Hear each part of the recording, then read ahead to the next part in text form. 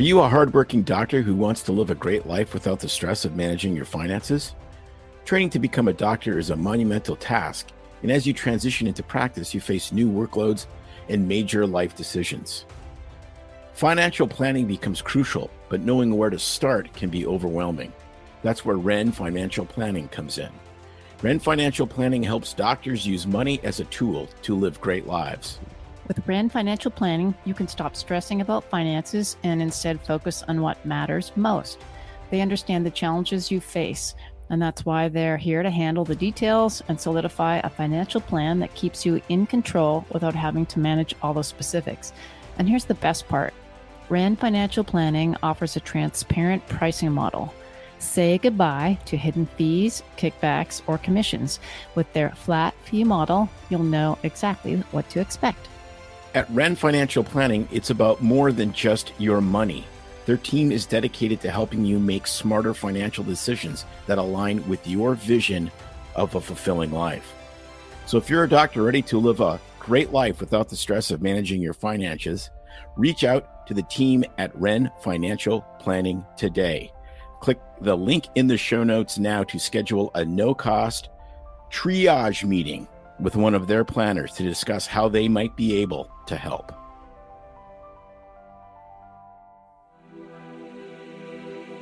Finally, a source of raw, real, and honest information on healthcare issues that matter most. Welcome to BS Free MD. From the latest medical information to how to stay sane as a doctor or a patient, no subject is taboo, no BS is allowed.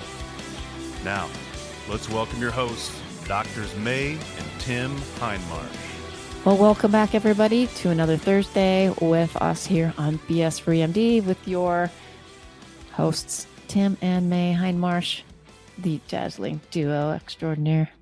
We have a show today about being unoffendable and how to live a life free from offense with Brant Hansen. And we talk about forgiveness, which is a concept that has been discussed and debated throughout history. It is often seen as a difficult and challenging practice, especially in a world currently that seems to thrive on offense and anger. And our guest for this show, Brant Hanson, is an author of a life-changing book, Unoffendable. And he reveals that forgiveness is not only a biblical teaching, but also the most liberating way to live. So we explore the idea that forgiveness is the key to personal freedom and examine its implications in our daily lives. Yes. Brant's voice is very familiar to us. He used to be the, the morning show guy on Air One, which is a Christian radio station. He's a best-selling author, nationally syndicated radio host, and passionate advocate for the healing of children through Cure International. We talked to him about that, and he just was delighted. It'll give you chills. His books include Blessed Are the Misfits, The Truth About Us, and his latest book is The Men We Need. His first book, Unoffendable, has sparked a wide discussion on the subject of anger and forgiveness and was recently featured on ABC's Good Morning America. He actually updated the version and it kind of came back out. I think it was first out about 10 or 12 years ago. He lives in South Florida with his wife, Carolyn, of 33 years. He's proud to say he plays the accordion. We ask him why and how. And he says, in spite of popular demand. So here we go. Buckle up, kids. This is a tremendous episode that really reinforced. I mean, this book changed my life, and I think this interview will really influence you. Oh boy, I am so excited. We have talked about this author in this book before. We have Brant Hanson with us, the writer of Unoffendable, which just literally has changed my life. I don't think there's a day that goes by where I'm not offended. And so I'm thinking about the book as it seems almost continuously. So Brant, welcome to BS Free MD. We're just delighted to have you. Thank you. I'm honored. So as we were talking just before we hit record, I discovered this book. I was listening to the Eric Metaxas podcast and you were talking about the book. I was driving up to the mountain to go skiing. I got stuck behind a bunch of traffic going really slowly, and I was obviously offended because I had something fun to do. Obviously. And so something happened and a wheel sensor in my vehicle freaked out and put my transmission into limp mode where I could only go about 25 miles an hour. So I had to turn around and come back home. So now I'm the guy holding up traffic. Meanwhile, I'm listening to you talk about how there's absolutely no place in the Bible that says that we as Christians have a right to righteous anger. And I was just like, really? And all the questions that came to my head, you started answering. I'm like, well, then how are we ever going to fight injustice? How are we ever going to get anything done if we're not motivated by anger? And your answers blew me away. I got home. No, actually, I went to the repair shop first. Then I went home and I bought the book. And I've just, I have been singing its praises because the culture is just a culture of offense. And when you understand that you don't have to be offended by everything, it is like a superpower in this environment. It is. It makes you so different, which it all makes sense, but you have to get over the teaching that we're supposed to be angry about stuff. Like anything that makes God mad should make me mad. I should hang up. Well, then you're going to be angry about everything for the rest of your life because there's something going on the planet and they're going to scroll it on Fox or on MSNBC or your, anger delivery mechanism of your choice. But like, there's always something legitimately horrible that someone is doing. But we're not made physiologically, we're not made to be angry all the time. Like this cannot be. And I just started asking questions as a radio host. I was genuinely asking, like, I know we're supposed to be angry about stuff, but how long are we supposed to stay angry about this issue or that crime that happened? Like, and no one could answer it. How long are we supposed to stay angry? And the reason is that it becomes an incoherent question at some point because the Bible doesn't talk about anger that humans are supposed to have. Righteous anger is only God's in the Bible, and that is so counterintuitive. So it does take me a little while to unpack. I even remember that interview with Eric, and I know he's a busy guy. I've been on his show a few times, but he didn't even understand at first when I was talking about it. Like I had to convince him. The irony of that is I'm actually saying something that Bonhoeffer said, and he's written this book about Bonhoeffer that's so good. But Jesus doesn't make a discrimination between righteous and unrighteous anger. We're actually just supposed to forgive people. So that sounds unrealistic, but it's really not. It becomes a way of life where you realize God has forgiven me, ergo, I forgive people not because they deserve it. They don't deserve it. I forgive people because I didn't deserve it. That's the basis for it. And it turns out to be the most freeing way to live. I love your story, though, because of the irony of I'm faulting these people for something, and then now I'm the problem, which is basically the human condition, right? So that's Jesus telling that story about the unmerciful servant who's forgiven much and won't turn around and forgive other people. It's like we don't have righteous anger because we're sinners. God's not. He can be trusted with anger. I can't. Again, this is counterintuitive. 95% of people they think I'm nuts. So I first start talking about it, still we talk it through. But yeah, I appreciate the honesty on that because I've had that same sort of thing happen in traffic where I've been mad at somebody for doing the exact thing that I'm doing the next day. Yeah, or the next minute. Didn't you tell that story in your book, I believe, right? About pulling into the parking lot and then it was like you were the guy holding someone in the parking lot. Like I was mad because somebody had pulled out too far. It's hard for me to turn into the gym parking lot. And I'm like, dude, what are you doing? And the next day, I'm the one that's pulled out so I can see both ways, before I go. And someone else is trying to pull in and they can't. It's just so we're busted. If we stop and think about it, we don't even live up to our own standards. That's the thing. If we wrote down all of our own standards, we don't live up to them. And so it's a much more freeing way to live to go, you know what? Humans are going to do human stuff. I now understand. I'm not going to be continually shocked by human nature. Every day, somebody cuts me off in traffic. Have you driven before? That's what happens. And it's like there's this primal thing where we don't want anybody to cut us off. Like there's only one drumstick left at the next exit. Like there's only so much food. I don't know. That's not reality. So traffic is actually a good low leverage opportunity to practice forgiveness. It really is. And to actually pray blessings on the person that just cut you off. It will change your entire personality when you start doing that. Interesting. So for me, traffic is not a thing, but I'm starting to think of, what's my triggers, and mine's all about sort of control, and when people are doing things that don't meet the rules, and I'm all about the rules and control. Um, but where was I going with this? So for me, a lot of it is, and parts of the book, which we'll get to in a minute, what really hit me hard was trying to be the one driving the ship, driving the car, controlling everybody else, and when they don't meet the standards, it's really difficult. But I want to go back, and I'm curious, so what was the real inspiration for writing the book? Because didn't it come out in 2015? Yeah. Yeah. And so did something happen, or was it just looking at kind of the world's changing? Because I mean, right now, I mean, this is almost not quite Yes, 8 years later. This is a world of offense, and especially it since is. COVID. But Yeah. what was going on pre-COVID, even pandemic, that you noticed people were taking offense, or was it Okay. something? Prepare for the least inspiring origin story of all time. Like a lot of people, right? Like, I want to write a book, and I've always wanted to, and I've never done it. And I was just, I thought I think I wanted to be like Tolkien or something. I thought I could produce this masterwork. And I read a Seth Godin book called Lynchpin, just the marketing guru guy. And he was writing this book. He's like, this is my 8th book or whatever he said. He said, I'm not that good of a writer, but you know what I do? At least I get it done. Everybody else just talks about doing stuff. He's like, I'll send it, even if it's mediocre, I'll get it done. And at least I got it done. A mediocre thing that you actually send or you post or you ship is better than a great thing that you never actually do. And that kicked me into gear. I was like, you know what? I'm going to the coffee shop and I'm going to sit down. I'm going to write a chapter about something, and it's going to be a crappy chapter.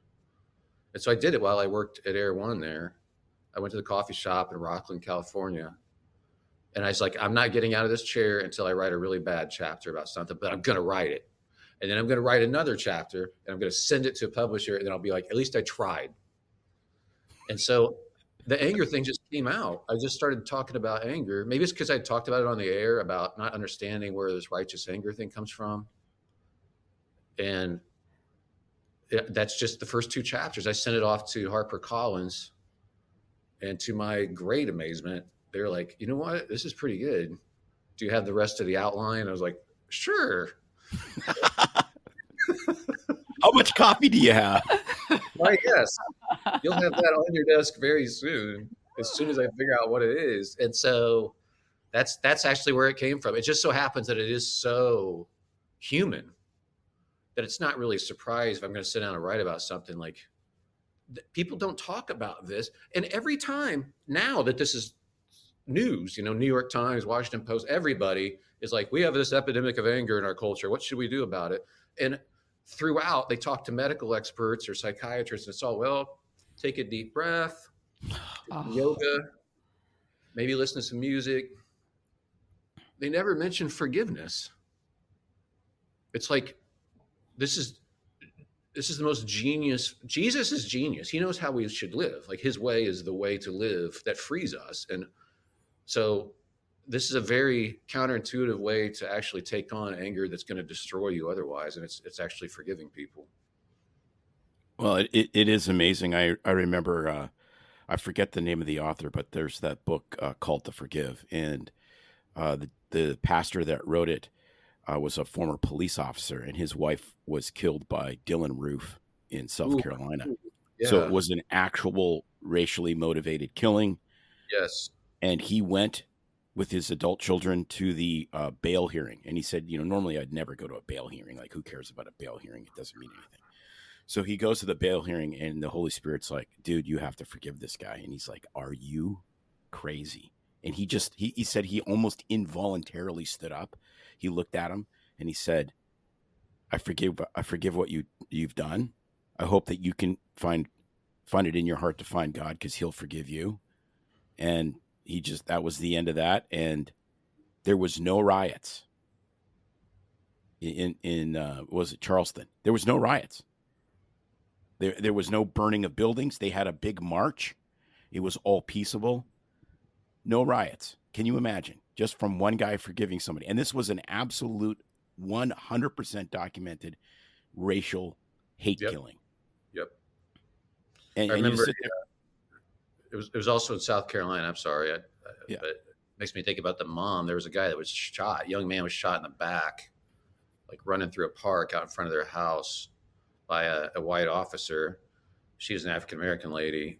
She was bawling, talking to the reporters about losing her son, and she said, "But I have to forgive this man because of the Lord. I have to." And like, it's stunning when you see actual forgiveness happening. And it doesn't mean you don't use the justice system. It doesn't mean you don't have boundaries in life. It doesn't mean you don't have a punishment and, that just things aren't done. It just means you relinquish your right to anger. And this is the only way to defeat evil, really, in the world, ultimately. This is the way to do it at the deepest level. I was just reading a book about evil by N.T. Wright. He concludes with a chapter about forgiveness and how it unwinds everything. And I had never thought about the absence of riots before in Charleston after that church shooting, but you're right. Like look at all the evil that forgiveness thwarts in response to evil. That's amazing. I should have included that in the book. I wish you would have said that a long time ago. Well, you could do another addendum. Well, and we'll be living- mention Tim or we'll be something. living quite close to each other soon, so I'll come for coffee. Yeah. There you go. Good. So I was just gonna say, what kind of struck me thought-wise is sometimes, at least for me, it's easy, not easy, but so we're thinking of big things like what Tim's talking about with that horrific killing. I've talked about this a lot. We did actually a podcast interview. We were being interviewed, but I've shared my story a lot about I was I hate saying the victim of a pedophilia abuse, but when from 4th through 6th grade, I was sexually assaulted and abused by a teacher. And it was really kind of part of my getting saved as a Christian, learning how to work through that, but giving and granting forgiveness to that teacher, that perpetrator. And Tim had come into my life at that time. I had some other friends at school, in med school, that really walked me through the Christian walk. I started going to church, and it wasn't until, I was struggling with so much baggage and eating disorder and depression. And Tim actually was the one to say, have you ever thought about trying to forgive him? And I'm like, what? I mean, and I didn't even really think that was, I'm like, I think I kind of forgot about it or stuffed that away in my brain into a compartment. Like, is it really affecting me? And, I worked through that, and we prayed about it together. And I really tried to go, you know what? Yeah, I'm going to forgive you, forgive this person, because I can't let it have power over me, destroy me, and affect me physically and all these things that I'm working through. And it wasn't an instant second thing, but it was like I felt a weight of relief, obviously, after praying. And then it was pretty quick that things started to get better. But for me, I know that I had to do that and just verbalize it and really work through that. And it was healing, and it was central and paramount to my testimony. Now, my point being that sometimes it's easy to look at the big things like that, right? And go, yeah, that was a big event. Someone's been hurting you emotionally, physically through abuse, some trauma happens, and people go, wow, how do you do that? But for me, it's the day-to-day stuff. I can It's look driving back, for me. I've worked through that Right. and all that happened. And, I've done the counseling, and then I'm like, yeah, God is the one that was able to let me forgive him. But it's the day-to-day stuff. It's like the little things where I don't really think that I'm harboring this, this unforgiveness, and just life events through work, or someone that's getting on my nerves, or someone, it's just like, why do they bug me, and why can't they do things right? And I guess it's that. How do we even recognize that little stuff is eating us up every day? I think it's good to recognize it when you can. And the way to address it may seem indirect, but literally when you do notice it, you do need to pray for the person that's driving you crazy, because that's effectively our enemy in that moment. So again, Jesus' way of living is so brilliant and freeing. As you're praying for somebody, it doesn't have to be this fancy prayer. I'm not good at fancy prayer. Jesus' prayer, he's like, pray like this. And he says, Our Father, it's a 22-second prayer. All right. It's not, we can do that.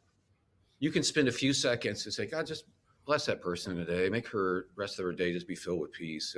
Literally, as you're doing that, you'll feel your body temperature dropping. Yeah. Your heart slowing down. And then you actually start feeling compassionate towards this person. It's only been because of you controlling your own thoughts. That's what happened. You took captive this thought and you turned it around and you freed yourself. So there's even a proverb that says a gentle answer turns away wrath. And I've realized it turns away my wrath when I hear myself give a gentle answer. Like if you're having an argument on Facebook or something or whatever, somebody's got ridiculous.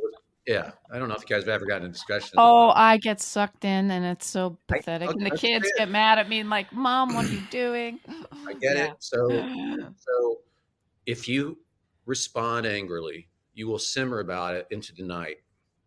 Maybe you can't sleep. Maybe you wake up thinking about it, and then you have to check. Okay, that's one way to live. You could make your point, let someone have the last word, and say, "Hey, by the way, how are your kids doing? I forgot to ask." When you do that, you're releasing yourself to be able to enjoy the evening with your family.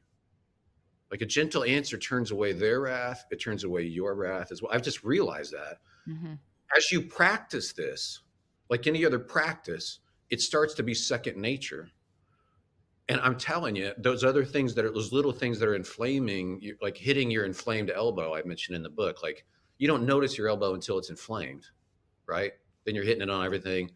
Well, a lot of times it's our ego that's inflamed or our schedule that's inflamed. Like we're just hurrying everywhere. So we're constantly hitting that elbow and something. But by teaching yourself to have a gentle answer and you're actually praying for your enemies, and at the beginning of the day going, I'm going to forgive people in advance today because they're going to do people stuff. My boss is going to do my boss stuff. My spouse is going to do my spouse stuff. Like that's what humans do. I'm forgiving them in advance. This becomes a practice that over time you'll find yourself not getting angry very easily about much of anything. Seriously. And in the moment, then, if somebody parks in your spot, you naturally start to respond with, "Hey, you're in my spot. You know, you're gonna have to move." But you don't do it out of anger. It's because it's just a more natural response, which is honestly this is called discipleship. Actually, it makes you more Christ-like in the moment. Your own responses become different. You're becoming a different person. Your personality is renovated, and I think this is central to that. I mean, personally, professionally, as a physician, you know, we have the privilege of like sitting in a room with someone one-on-one and hearing them unpack like their stories and their most deepest like struggles and burdens. And a lot of times I hear them go through all this stuff that I go, wow, like who knew you were going through all that? And so I've had so many times the light bulb moments, even then, when I go, you know, we just never know what people are going through on the other side of this, you know, life that we see them in. And as a doctor, I mean, I think to myself, I should know better, because once they start sharing and opening up to me in the office, I go, wow, they, you know, to walk in their shoes, that they're going through a lot. And so I think just day to day, when we're out on the road or like the parking lot or the gym or the grocery store or something happens, I mean, I think all of us could stop and just go, you know, we really don't know what happened. That person just could have found out they have cancer, or they could have just lost their job or something devastating that triggered them, or they're having a bad day. I try to pull that back into my little tiny brain for the moment, but we're all fallen and human, and it's difficult even for me knowing that, but I try to pull that back, but it's hard. But It is. Go ahead. I'm no, sorry. it reminds me of there was a ancient medical study, and they looked at people that have type A personality tend to have more heart disease. And so they went back and they found these, like they were 4-track recordings that this psychologist had done with all these different personality types. It was back when they were coming up with the type A, type B personality types. They went back to the original recordings from like the late 50s or early 60s. And what they found was it wasn't type A personality. It was hostility.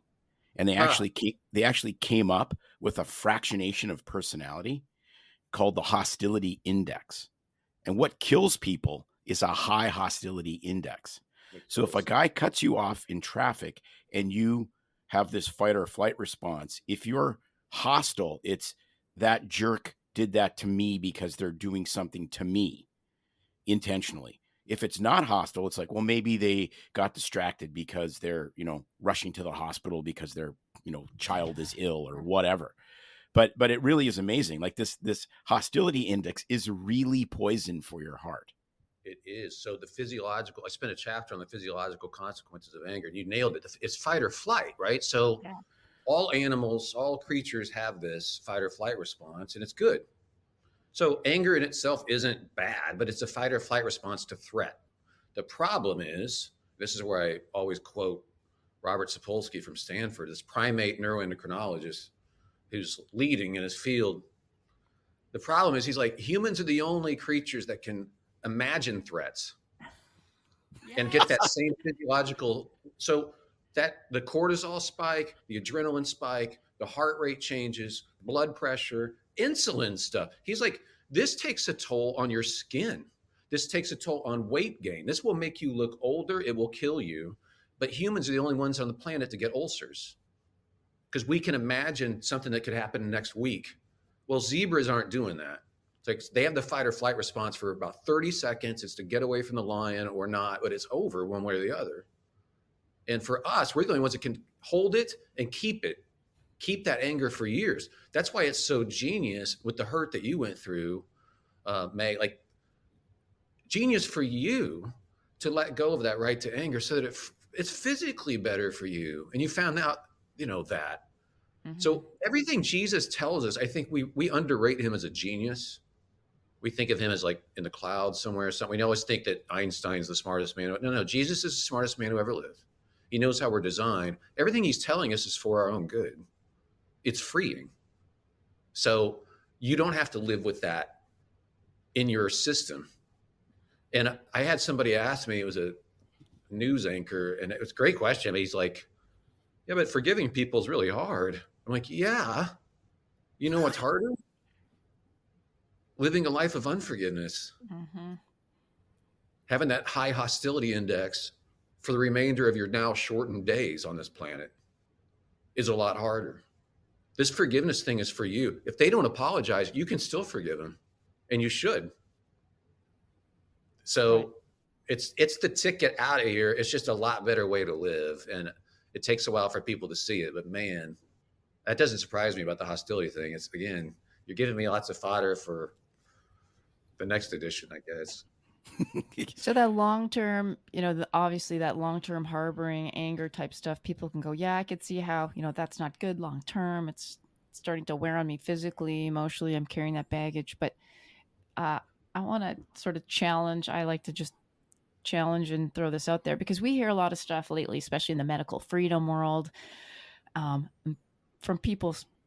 a lot of people that aren't Christian, but that are, especially with what's gone on. There should be a lot of anger about what has happened over the past few years with the pandemic. And you have to use that anger to like make change. And I'm like, yeah, but being negative and carrying that around, I mean, how's that affecting anything positive? And people are just going to see you as this hateful, angry warrior. I mean, but they're like, you can't get anything effectively done if you don't use anger to motivate you to like have a cause. So, I mean, what would you say to that? I mean, how do you let go of that sort of anger for a cause and turn it into a, I don't know, I'm happy and I'm relaxed for a cause? Well, I think whatever you do, and this is something Dallas Willard said, whatever you do with anger, you can do better without it. And the fact that you think you can't do anything without anger means that that's your only motivation. Like, it's not compassion to protect the vulnerable. You don't have it. It's just anger. Well, then that's about you. Well, that'd be a good thing. You'll probably be more effective without it. I've had my own incidents where I've practiced that and it's borne out to be true in very dramatic ways in the moment because I'm calm. It's very effective, and I still take action. You still do what's right. I also point this out too. Like, if you think you can only fight injustice with anger, You want our police to have that attitude?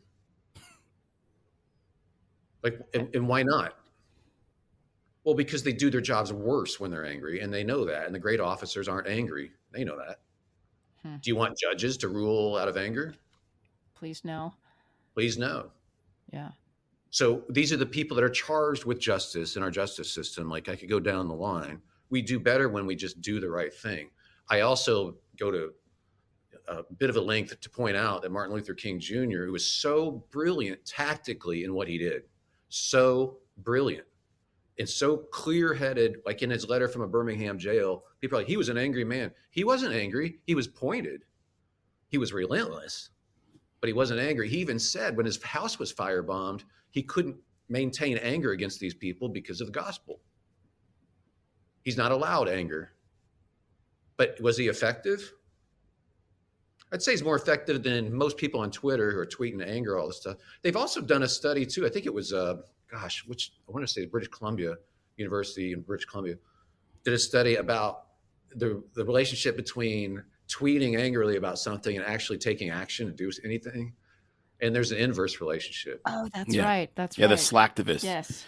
Yeah, because Yeah, you get the the evil humors out of your system by tweeting, and then you actually don't do anything about it. But it's Bam. interesting because we interviewed Lieutenant Colonel Pete Chambers, who's the first physician Green Beret, and he was forward deployed as a doctor. Like this guy, I mean, this guy was born with like badass tattooed on him. I mean, just an amazing guy. He is one of the sweetest men we have ever interviewed, and he talked about. And it gives me chills. He actually made May cry. But he talks about he talks about the spirit of a warrior. And he said, real warriors fight for two things. They fight for the country that they left, and they fight for the men on either side of them. That's all. So they're motivated not by anger and not by justice. They're motivated for love of country and love of comrade. And I was just like, holy moly. That is powerful. And this is a guy that literally has put chest tubes in people while taking incoming fire. So he actually has credibility. Yeah. And you're like, wow, that is really powerful. Love is what motivates a real warrior. Yeah. And that anger would cloud his judgment in a situation like that. Like, it always clouds it. It never enhances judgment. It doesn't. And in fact, biblically, it's like anger, if you want to know where it lives in the lap of a fool. You want to hold on to anger. It's very consistent on that. It does not help you. And I've had to tell guys this, because I'll talk to groups of guys about other stuff I've written or whatever. But they think anger is inherently masculine. And I'm like, it's the opposite of masculine. Masculinity at its best, I'm the keeper of the garden, where I'm helping people thrive in my sphere of influence. The vulnerable get to be secure because I'm there. My wife does not feel secure when I'm angry guy. No. But she's very attracted to me if I cool-headedly take action. She finds that I've done stuff. It was funny. I wrote about it in the Men We Need book, but in our, we're on the second floor here, we have a little townhome, but there was some ruckus going on out in the street with teenagers or college people. I don't know what they were doing, but it was late at night. And I was just like, we can go to sleep. We'll turn the noisemaker up. And my wife was like, no, this is making me nervous. She keeps getting up and looking out the window like, what's going on? I'm like, they'll disperse. It's no. She goes downstairs. I'm still lying in bed. And she's like, going to do something. I don't know. I'm like, I got to get out. This is ridiculous. So I put my clothes on. I go downstairs. I walk out the door to confront all these people. And they dispersed as I walked out the door. I don't even think they saw me. I literally, I think they were already going home or whatever. I walked back in the door and my wife's like, that was so hot. I said, I didn't do anything. And she said, but you were willing to. And that wasn't out of anger, but she finds that, and I've seen that in many, many cases, the security thing is what she intuitively knows is what I'm here for. She knows it. Yeah. So when I'm not cutting anybody down with veiled sarcasm or hesitating to bless her verbally, when I'm actually building her up and making her feel secure. She's wildly attracted to me. It's not anger. No wife wants to live with angry guy. She does want to live with cool-headed guy who's willing to do what it takes. Absolutely. So, I can attest to that as the yeah. female in this discussion. It's totally the truth. Totally the truth. Isn't it? And I have to tell guys too, they're like, no, masculinity, I need to be ripped and have this big truck or whatever. It's like, no. You can be men's health cover model guy. And if your wife feels insecure, she's not attracted. She'll resent all that time you spend with your body. Right. She'll actually not be attracted. And conversely, you don't have to be any of that ripped abs or whatever. You don't have to have any of it. And you make the people around you more secure just because you're there. Your wife is going to be like, that's my guy. Absolutely true. Yeah. Although May does like it. She likes it when I have more of a six-pack and less of a keg. Oh. She has told me that. Okay, well, mentally, yeah. Anyway, so we're talking about the anger portion. The being unoffendable, obviously there's a lot of anger that comes out when people are offended. Oh, what do you think?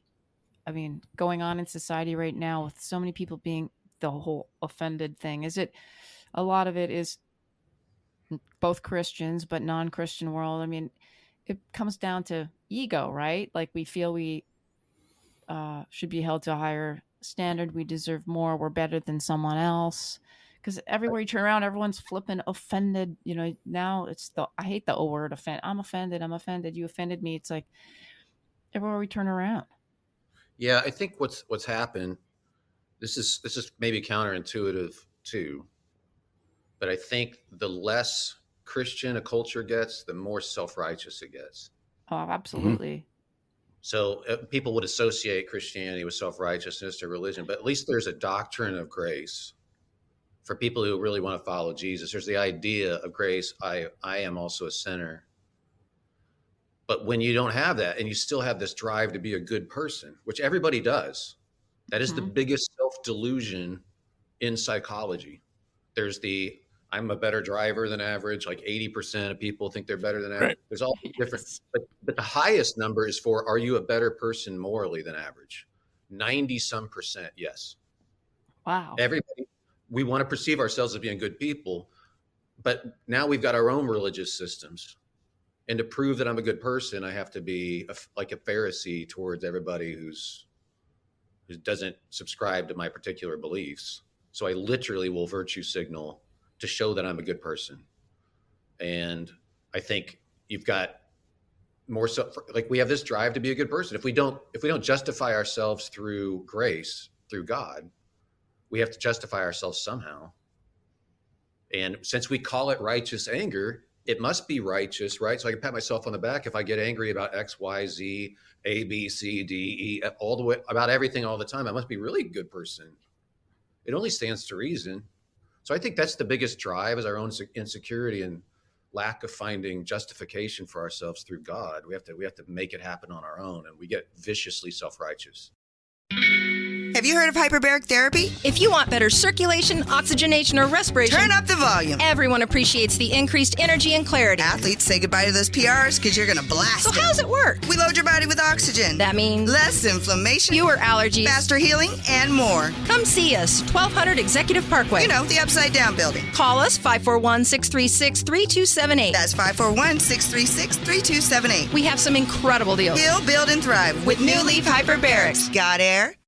It's interesting because I've noticed this, and I think this is just a really timely discussion because, the big thing now, at least in the conservative or Christian conservative world, is the sound of freedom. So this whole child trafficking thing, which is horrible. And yeah. I remember when I first kind of was awakened to this, I was actually riding my motorcycle back from Sturgis, and I was listening to a podcast, and this would have been like 2018 probably, and he was talking about how unbelievably gigantic the market for young children is in the United States. Like, it is just this insatiably gigantic market. And I'm like, how can that be? And this was just before there was a big fight in Vegas. He said that he said they will be importing children for a week or 2 weeks before this fight because so many rich people will be there wanting child prostitutes. And I was like, you're kidding. And so it's not like this is a new thing. But where I'm going with this is I get concerned that there's sort of an offendathon. And it's like the one side says, you know, you have to respect my pronouns. And then the other side gets super offended by that and says, yeah, but you guys are all, you know, you're the pedocrats, not the Democrats. And then it's just back and forth.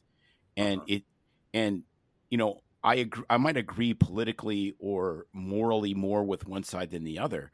But if it's an offendathon, which I'm really nervous about a lot of these things, because I think there's a lot of things worth fighting for in our society. Of course. Yeah. It just becomes this soupy mess, and then nothing gets solved. Yeah. Yeah. And we've seen where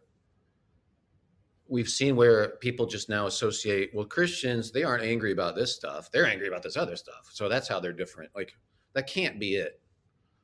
One thing that's very helpful to me is the New Testament is taking on new tones to me, like a lot of the writings of Paul, given our situation where you're in a post-Christian, you know, environment, because that's where they were. I mean, it wasn't post-Christian, but it's just like, these were people being persecuted. I mean, there are horrible injustices happening at the time.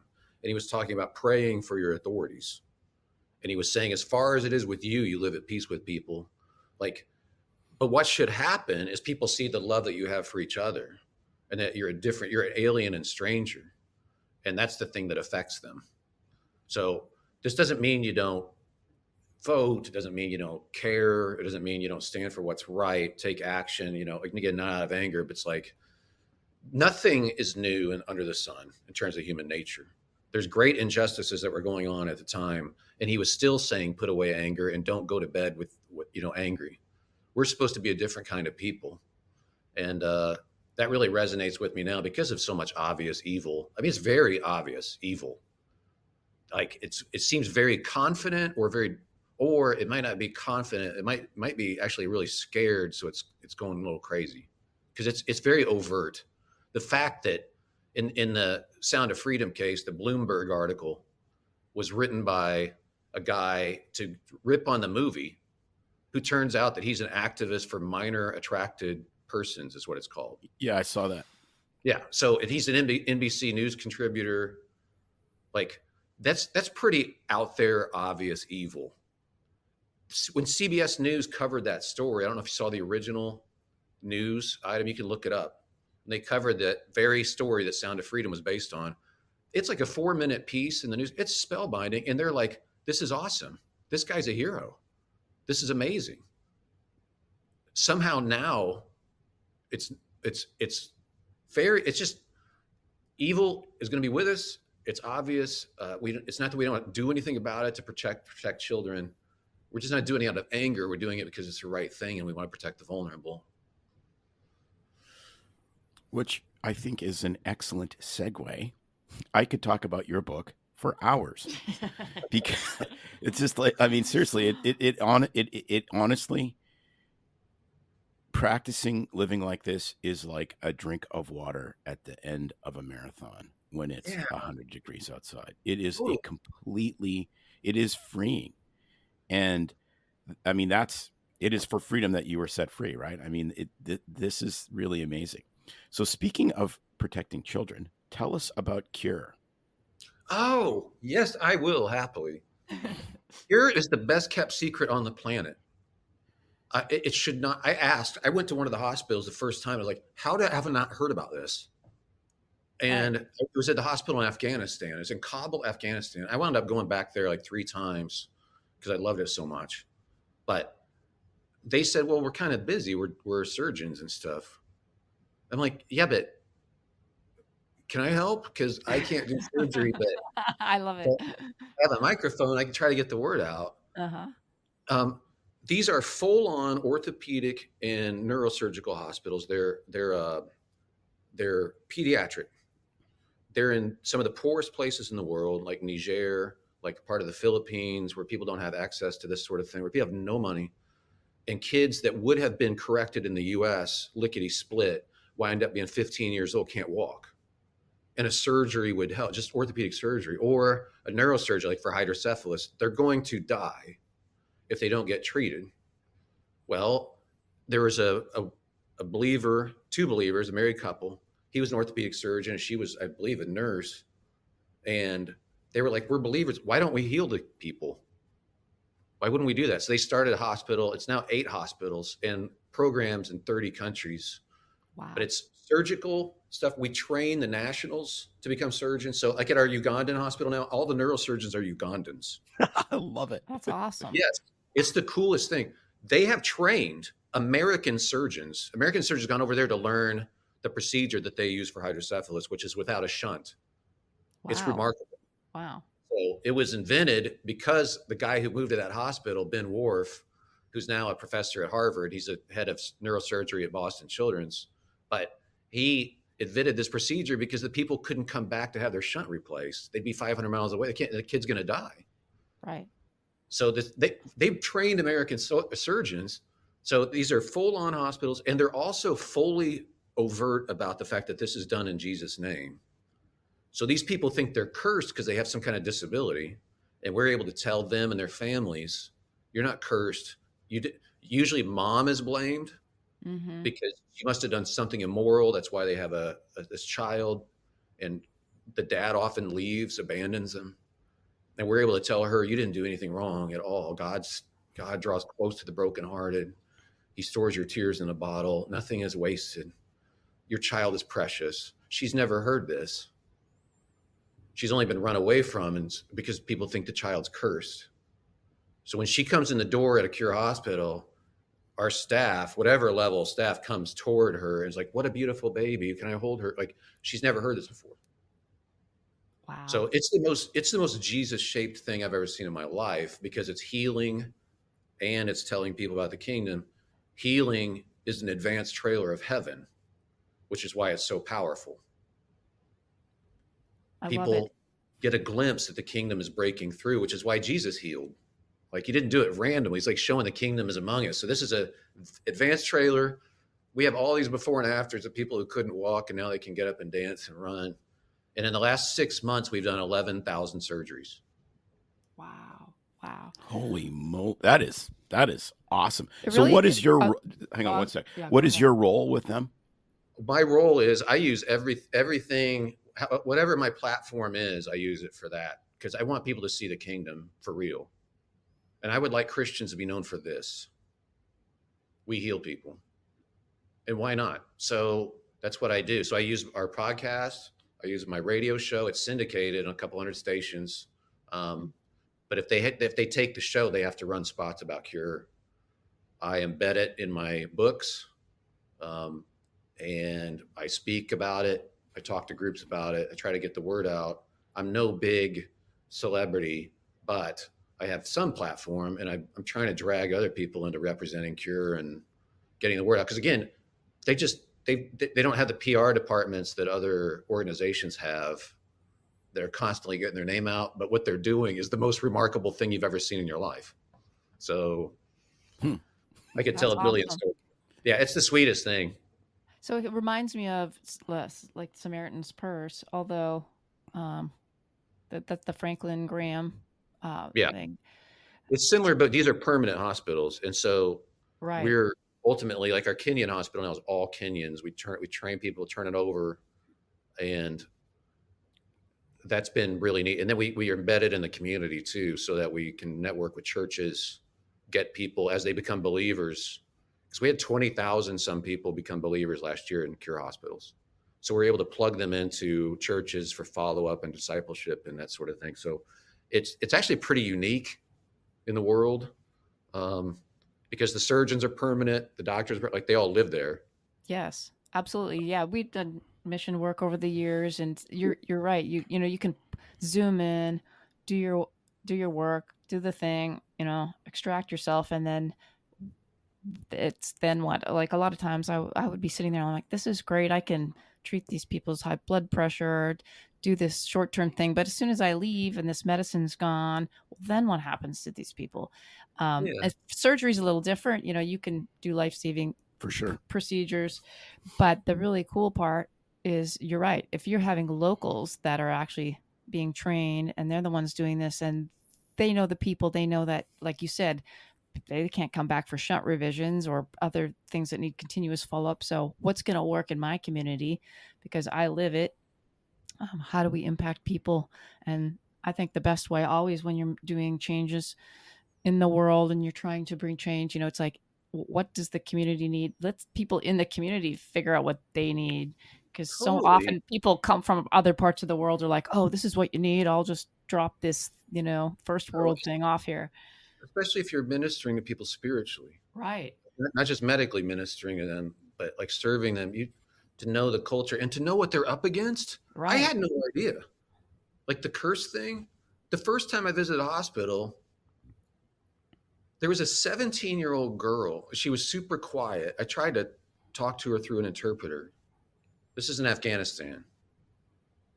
17 years old, very shy. She had a cleft palate, very pronounced. She had not left home before Wow. because if the community sees her, they think she's a monster, Mm-hmm. and they will run the family out of the community. So they had to hide her. She never went to school, not for one day. She's 17. If you have a cleft palate in the U.S., that's taken care of right off the bat. Well, why wouldn't we fix that? So I was in the OR with her, and I enjoy watching these surgeries, but it's a cleft palate thing, right? So they were able to connect her lips, do the sutures, all that.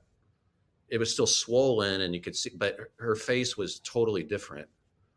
And when she was awake, I went back into the children's ward, and her mom was in there, and I sat down, and like she looked so different. It was unbelievable. And I wanted to have a mirror because I'm like, you're not going to believe how you look. And I didn't have one, but I was like, I have my phone. So I took my phone and I reversed the camera thing and handed it to her. And she just held that and stared and stared and stared. Wow. I was like, every girl wants to be beautiful, and to be kept like a monster all that time and then finally see your face changed and made whole. Like, this is who you.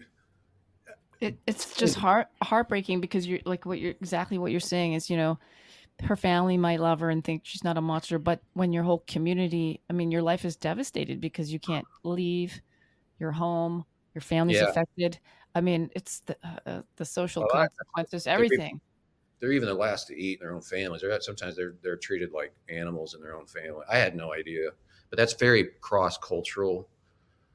And you remember that story where they brought the blind guy to Jesus, and they're like, "Whose fault is this? Did his parents? Like somebody must have done something wrong." And he's like, "No, this is so that God can be glorified," and then he heals him.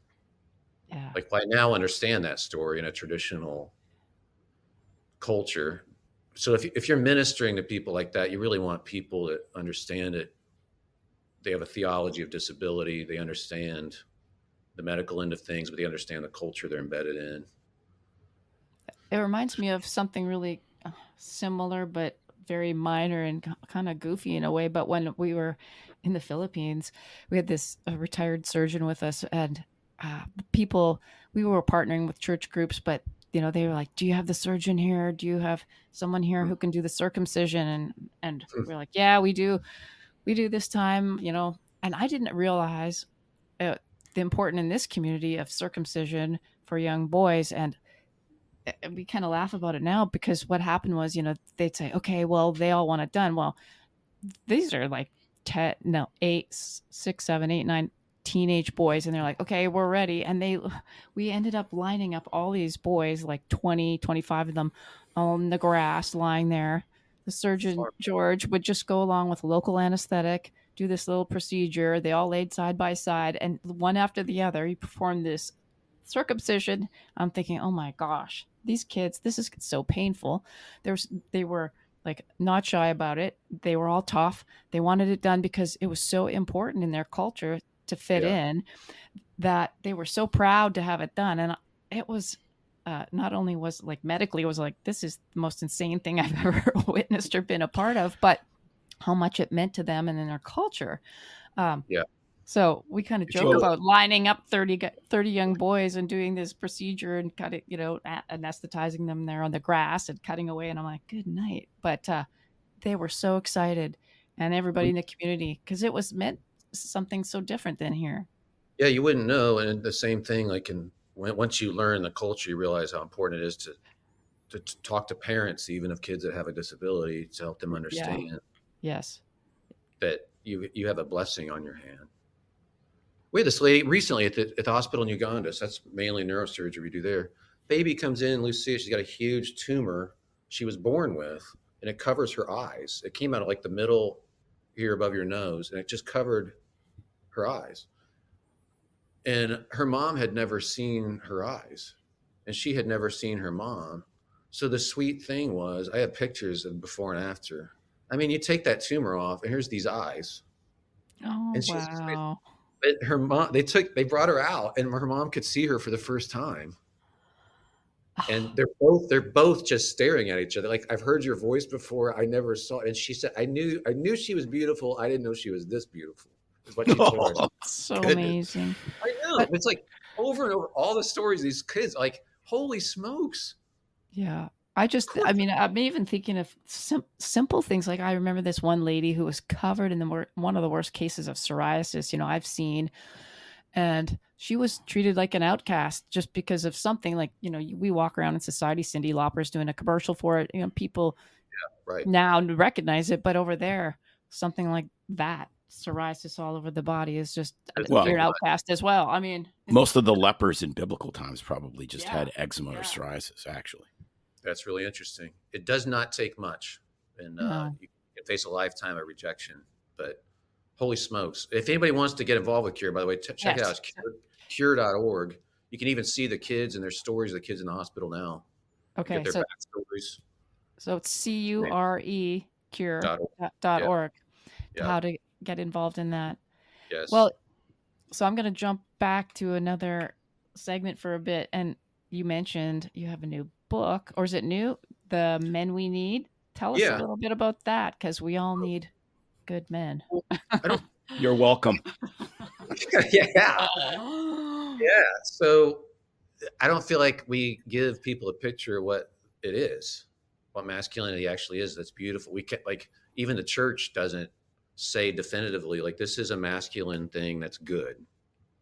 So if we do men's ministry, a lot of times it's like, well, we'll go camping, we'll hunt, we'll do axe throwing or whatever. Like, do you like axe throwing? I have nystagmus. Some eyes move back and forth. Not a good thing then. You don't want me at an accident. But I'm like, I don't think that's I think it's the trappings of masculinity. I think that's a secular script about masculinity. Yeah. And so I went back. I was like, what is it? What's the vision? If you could give a vision, and it would apply to even people like me who aren't outdoorsy, more of an idea guy. Like, I have puppets. I play the flute, literally. Like, can I be masculine? Yes. Because I believe it's that job that God gave Adam originally, which was keeper of the garden. He failed at it. He was passive, utterly, completely failed. But God held him responsible. He was like, Adam, where are you? The guy I made to protect this garden. And when I say keeper of the garden, I mean, it's protection, but it's not just protection. It's cultivation of the vulnerable so that they can bloom around you. And I consider that my wife, the kids around me in my home, but even beyond that, like getting to work with Cure, these little vulnerable shoots. Well, if I have any influence in my garden, they get to thrive. And as I alluded to earlier, I'm trying to tell guys, you don't do this just because women find it attractive, but it is true that they do, because they intuitively know that's what you're for. That's why if you ask women, what's the most attractive occupation? Firefighter every time. Like, because you're rescuing people, you're protecting them. And it's like, I'm telling guys, it's not because they have reflective pants, because I tried that. It's just like, when I put up pictures on the wall, I did this years ago before I wrote this book, but I put pictures on talking to groups of guys and ladies. Mm-hmm. I just randomly Googled images of men rescuing people. and in real, like out of a flood or a car flipped over. There's a couple good old boys out there pulling a baby out. There's a couple teenagers rescuing an animal from a flood. There's a soldier in Japan helping this woman out of a fire. It's just rescue stuff, guys. And I get done, and I haven't even introduced the topic yet. And I'm like, hey, ladies, I'm just curious as an aside, are those guys attractive? Yes. I'll go back and rewind, and I'll be, guys, look at these guys. Look at them. None of these guys are models. None of them, all different races, all over the world, not in shape or are in shape, all different sizes, wildly attractive. Like, what does it tell you implicitly about what masculinity is? And when we don't do it, when we're actually a threat to women, we're betraying our role. So the posery and the flexing or flirting with other women, that kind of stuff, you're actually a betrayal to a keeper of the garden. You're now the enemy in the garden, and your wife's not going to feel secure. You know, It's so true. I'm thinking, you see a guy in a suit that's angry and kind of a 7 on the Enneagram, or I should say 8, just taking over and just flaunting his stuff and all of that. It's just like so frightening, like threatening and not unattractive. You're right. I think we're thinking of potentially one of my friends at the same time. But it's fascinating because you think for yourself. Because I need to make this, but it begs a point. And this guy was very handsome, tremendous shape, fun guy to hang out with. Couldn't maintain relationships very well, but whatever, that's a different story. And we were off someplace. We were on a skydiving trip to Arizona, and this woman walks by, and I looked at her, and I looked at them, and I said, oh, "Did you see her? Like, she is just staggeringly beautiful." And they're like, "Well, don't look," or he was kind of chastising me, like, "Would you say that to your wife?" I said, "I absolutely 100% would say that to my wife. If somebody that beautiful walked by," I said, "if a Ferrari drives down in the middle of our small town, I would nudge man. I'd say, 'Did you see that?'" And it just hit me. It's like he could never say that to anyone he ever was with, because they would be totally insecure that he had to buy the car. Right. That it wasn't just saying, this person is such an unbelievable outlier. You should look at this because it's interesting. Not lustful, not anything else. Yeah. And it just hit me. I go, wow, for these guys, they're always on a hunting trip. So the women they're with are never secure. Right. And I was like, wow, you know what they'll do, sad. They'll misinterpret, guys like that, unfortunately, will misinterpret something I'm saying.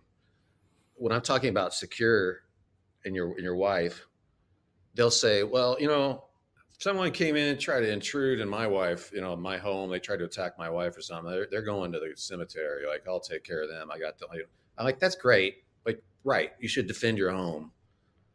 How often does that happen? Yeah. Not real often. You know what does happen though?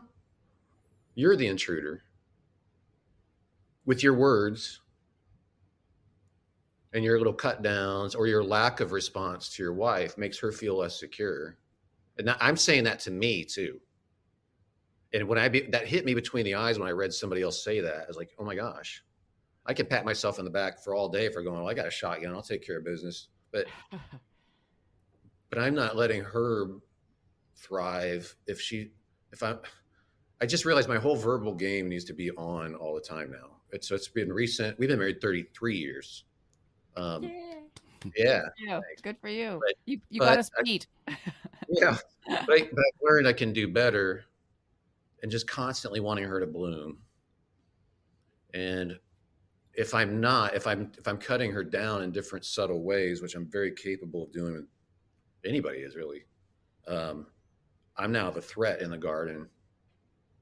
So anyhow, I thought when you hear about protecting and being a keeper, there's a lot more to it than just going, if I'll defend from someone from the outside. It's like, I want the people in my sphere of influence to thrive and bloom. And to the extent that I do that, I'm masculine.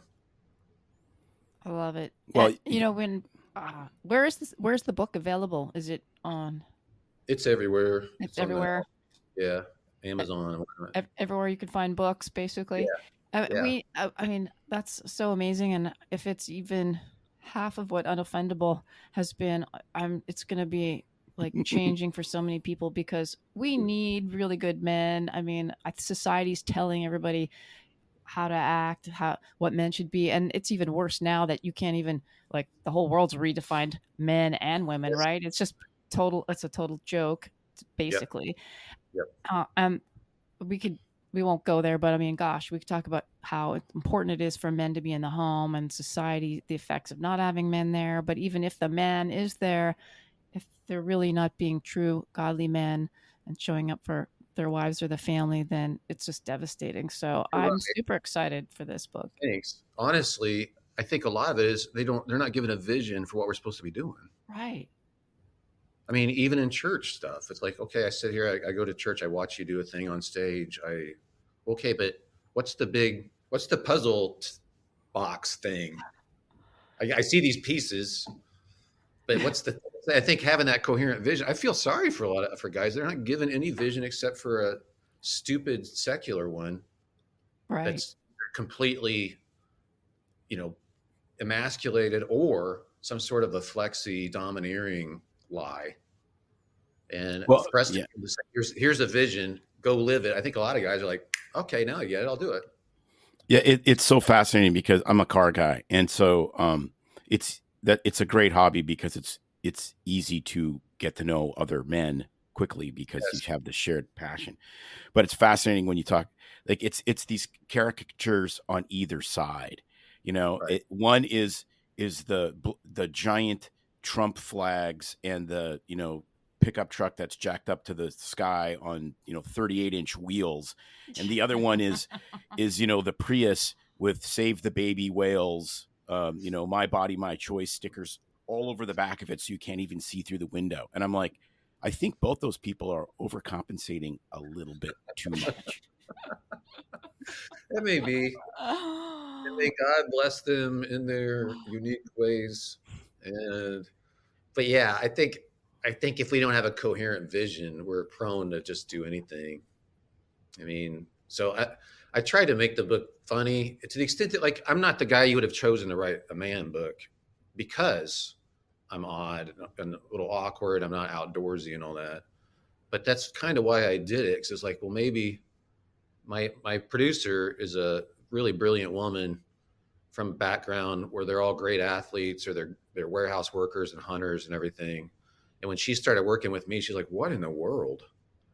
But when she was in my house, she's like, "Your wife and your kids are so secure." I'm She's like, thinking you're the perfect person to write that book, Brant. "Well, Exactly. that's We what I don't wanted." need we don't need more like, flexy macho telling the rest of Yeah, men how to be. No. yeah. We It's need great if you're ripped and all that sort of stuff. Like, I try to stay in shape and all that business. Like, that's all wonderful, but that's not the That's not what essence. it no, that's not what Yeah, it's that's not about. the big vision. It's a Right. lot better than that. well, we need more accordion players, I think, Oh yeah. Okay. because you do play accordion, That correct? I play it very poorly. I think everyone does. Sorry. I had to say Sort of that. like bagpipes. Is there a correct way or not? No, I'm Scholars kidding. have I'm had kidding. symposia on that very issue, but I'll tell you what, you want to develop your pecs. Oh yeah. Good You're point. the squeezing is underrated. That's funny. How did you okay, this is a great way to wrap up. How did you get to play the accordion? When did you learn that? Gosh, when did I learn that? It was Oh, several years ago. Somebody gave me one, for and real. I started doing something on the air. I called it "Just Try and Name That Tune," and I I would love play it. it. I would play like a hit from the '80s or '90s or whatever, and it was usually so bad that people are like, "Jump! Is it the theme from Fame? Is it Footloose? Is I it love God Rest this. You Merry Gentlemen?" So it was kind of a funny on-air bit, and then I got a little better at it. So I do play guitar and stuff. I do that. I do better with that than piano, but yeah. That is the best story ever. We needed to come up with something like that. Tim, you're gonna get a flute. There you go. I'm going to become a flautist. Can reawaken my Jethro Tull impulses or something. I want to see you rolling the Sturgis with Yeah. that flute. Well, it would be like in my back, sort of like Yeah. you could have a quiver of flutes instead of a bow. Come into You're like the dude from Raising Arizona, bad guy. Yeah. There you go. Flips out. Jeez. Yes. They call me Pied. Gonna play a jaunty tune. That would be badass. Yes, that would be good. Like into the my full gosh. throttle with my Pied Piper. Oh my Well, this has we know we have extinguished our time, unfortunately. This has been great. Where can people find you? Or not. My name is on if you want to buy something, but there's branthanson.com. And I have a podcast called Brant and Sherry Oddcast. I love it. Basically our show that we did on Air One, and we're still doing this. And so that's gone really well. But yeah, those places are good.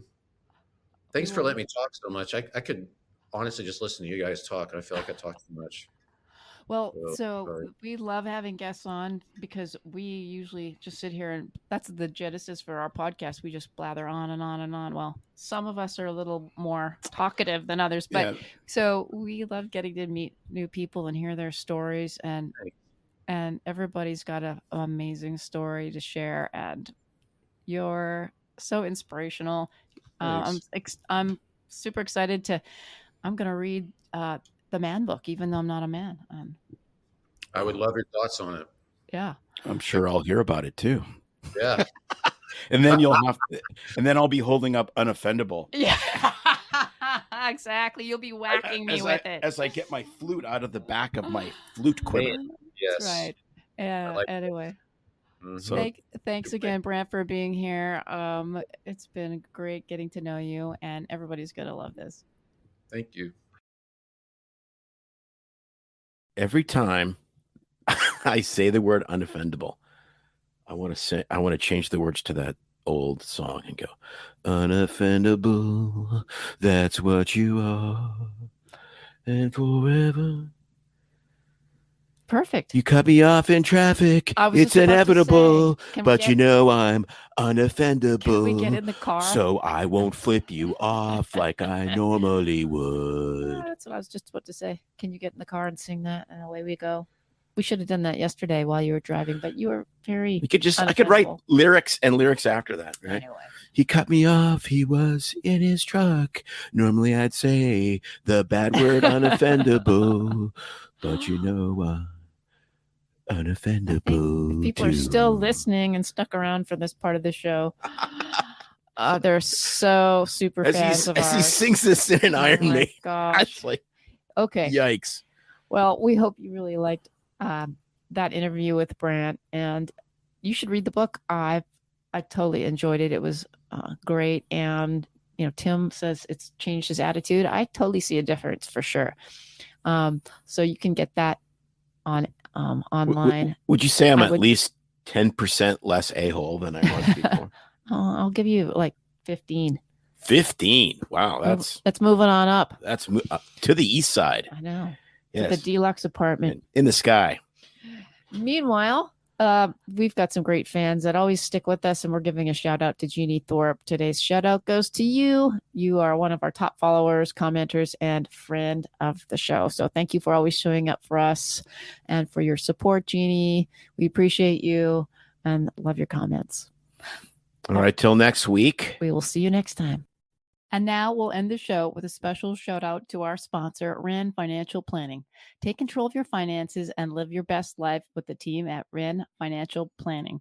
They handle the details while you focus on what matters. Transparent pricing, personalized solution. It's no secret that medicine is a bit uptight. That's why Tim and I created BS Free MD to mix things up a little and have fun in the process. Besides, we are having these exact same discussions all the time, so we thought we might as well invite everyone to the party. If you really like us, you can get plenty more and maybe see one of Tim's cool tattoos on our Instagram or Facebook pages at BS Free MD. See you next time.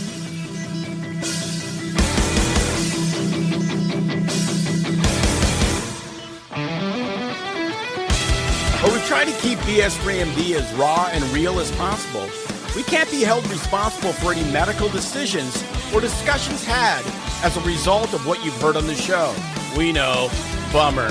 But the truth is, we really do care about your questions.